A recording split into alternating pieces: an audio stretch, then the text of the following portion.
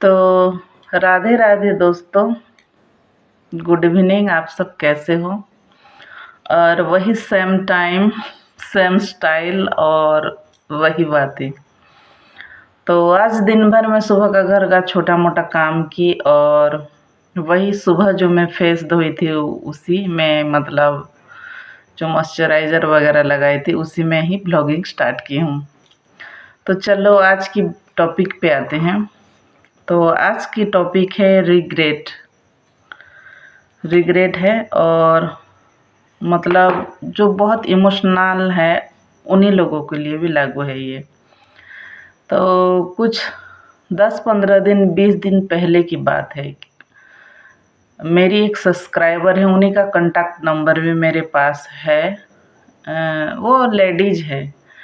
तो उनका ग्रैंडफादर का डेथ हो गया था, मतलब नेचुरल डेथ हुआ था, मतलब अपना पूरा लाइफ जी के वो गुजरे थे। 70-75 कितना एज होगा, फ़ोटो भी वो मुझे भेजे थे। और अपना पूरा जर्नी ख़त्म करके ही वो इस दुनिया को छोड़े थे। तो 2-3 दिन के बाद उनके आँख सूज गई थी और हालत भी ख़राब थी। वो फ़ोटो भी मुझे भेजे थे।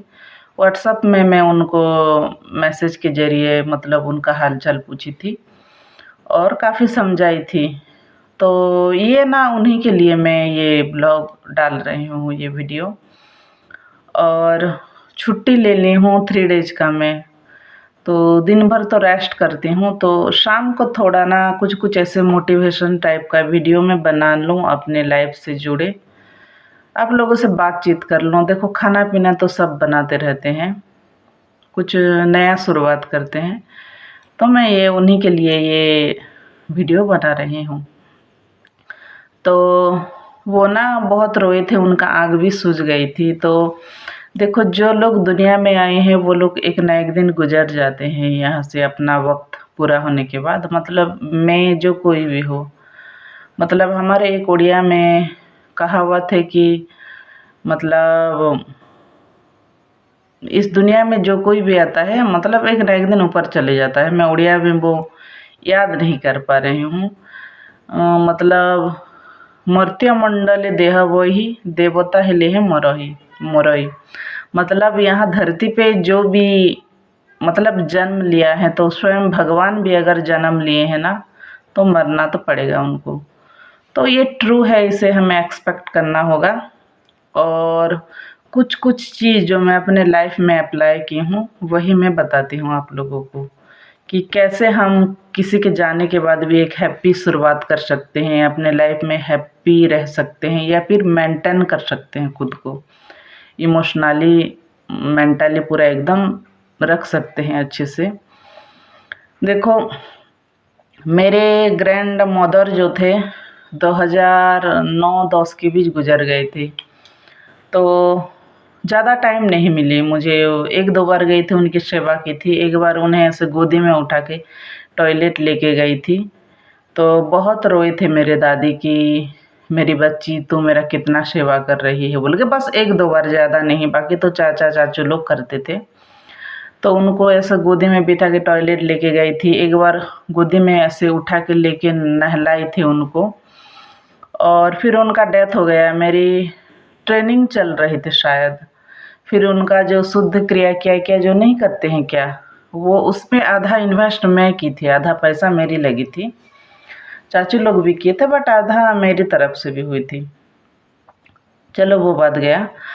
और जब तक ज़िंदा थे हमने कभी उनको असम्मान नहीं किया, जितना प्यार जितना रिस्पेक्ट देना था दिए।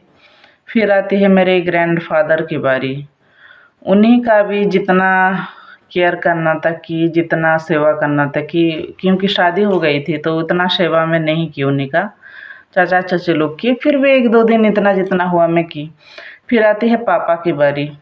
पापा यंग थे, डेथ हो गया उनका, मतलब 49-50 के लगभग एज हो रहा था।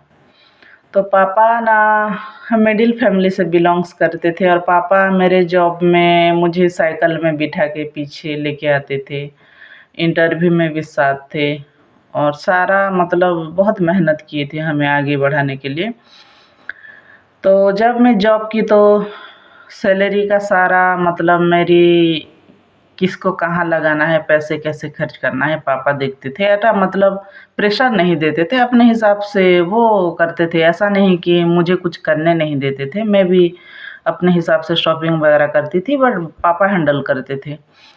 फिर पापा जो भी बोलते थे मैं वही करती थी, मेरी एक रूल्स थी। मतलब अमरूद को जामुन का पेड़ भी बोल दो ना, पापा अगर बोले हैं तो वो जामुन का पेड़ ही है। तो ज़िंदगी में पापा के खिलाफ मैं कभी नहीं गई। मतलब जो कुछ भी डिसीजंस लिए पापा में बात करके मझली दीदी का शादी की, फिर छोटी बहन का जॉब लगी, फिर जो भी डिसीजंस थे पापा और मैं बात करते थे दोनों। और फिर मुझे पूछे थे शादी से पहले कि तेरी कोई चॉइस है तो बोल दे, किसी को अगर प्यार करती है तो बोल दे, तेरे शादी करवा दूँगा। तो मैं बोली कि मेरा कोई लवर-फवर नहीं है और जिससे चाहे उसी से शादी करवा दो। तो अरेंज मैरिज है मेरी, हस्बैंड को वो शादी करवा दिए थे, मतलब उन्हीं के दोस्त के कुछ-कुछ दूर रिश्तेदार थे। फिर शादी हो गई, होने के मतलब पापा के बैचलर से शादी तक मैं पापा के हिसाब से चलती थी, जो बोलते थे वही करती थी। फिर ऐसा आया कि पापा 2015 में उनका तबीयत बिगड़ने लगा और फिर उनका किडनी प्रॉब्लम वगैरह था, उनमें भी पैसा पतर में दिए, मतलब सब मिलजुल के ट्रीटमेंट करते थे, मैं अकेली नहीं। फिर 2015 में पापा का डेथ हो गया। मतलब मेडिकल ट्रीटमेंट करते करते आखिरी तक हम ट्रीटमेंट किए, फिर भी मेडिसिन्स वगैरह लास्ट को सूट नहीं किए, फिर पापा चले गए। फिर अभी मैं डेथ के बारे में बात कर रही हूँ, फिर आगे बताऊँगी। फिर मेरे ससुर जी का भी यहाँ का कुछ हड्डी टूट गया था, मैं लाई थी। उनका टॉयलेट भी मैं क्लीन करती थी, वो जो खाते थे देती थी। और उनके चक्कर में 3-4 लाख ख़त्म भी हुआ लास्ट स्टेज में। जो दूसरी थाना में पोस्टिंग थी वहाँ उनको रखी थी।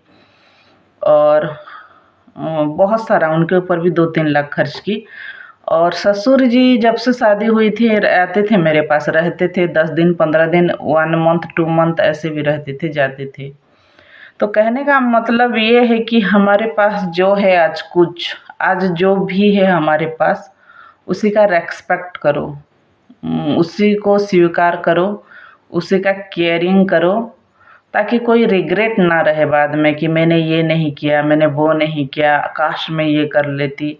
देखो ज़्यादातर लोग जब आते हैं, किसी का अगर डेथ हो गया तो मैं नोटिस की हूँ, जो मैं वही बोल रही हूँ, आते हैं और एकदम रोने लगते हैं। इसीलिए वो नहीं रोते हैं कि कोई मर गया है, इसीलिए वो लोग रोते हैं कि काश आप ज़िंदा होते तो मैं ये करती, मैं वो करती, मैं वो नहीं कर पाई, मैं ये नहीं कर पाई, तो रिग्रेट रहता है।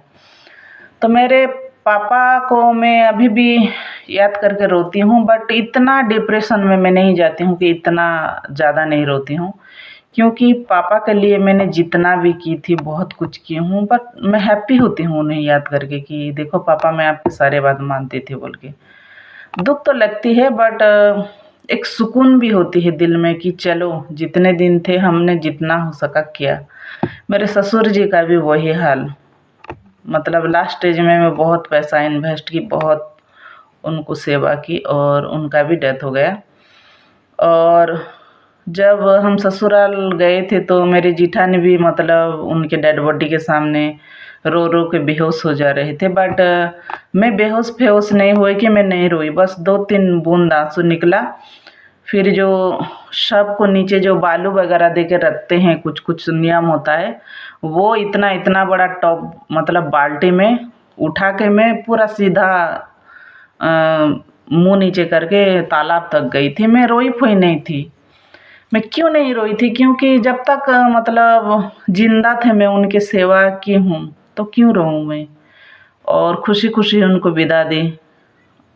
तो जितना भी है आपके पास प्रेजेंट लाइफ में, कोई इंसान हो जो भी हो, उसका रेस्पेक्ट कीजिए, प्यार कीजिए, जितना कर सकते हो उतना कीजिए।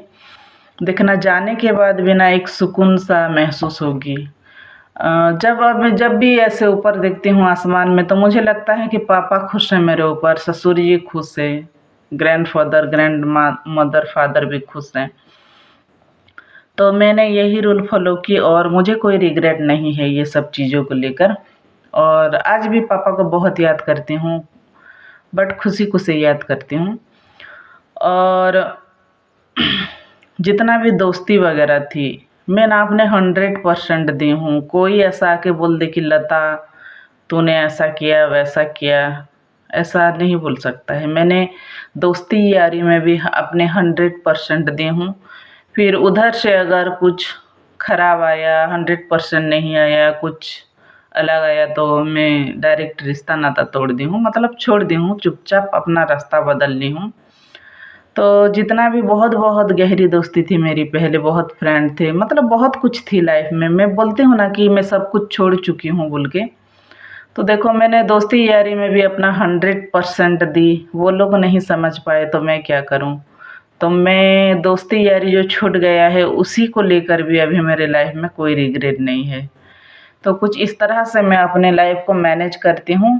और आपको मैं यही सलाह दूँगी कि देखो सबको जाना है एक दिन, और जितना भी चीज़ है अपने पास केयर कीजिए, प्यार कीजिए, रेस्पेक्ट कीजिए, ताकि उन लोग जाने के बाद हमारे मन में कोई अफ़सोस या फिर कोई गिल्टी फ़ील या फिर कोई रिग्रेट ना रहे। तो आशा करती हूँ ये वीडियो आपके काम आएगा। मैं छुट्टी पे हूँ तो 2-3 दिन ऐसा मोटिवेशनल ब्लॉग बनाऊँगी, और अगर पसंद आएगा तो मैं आगे भी अपने लाइफ़ का एक्सपीरियंस मतलब बताते जाऊँगी आप लोगों को, ताकि किसी-किसी को तो कम से कम काम आए मेरी ये रूल्स, मेरी ये लाइफ़स्टाइल। तो वही रूल फ़ॉलो कीजिए, प्रेज़ेंट में जिए, जो मिला है उसी का शुक्रगुज़ार कीजिए।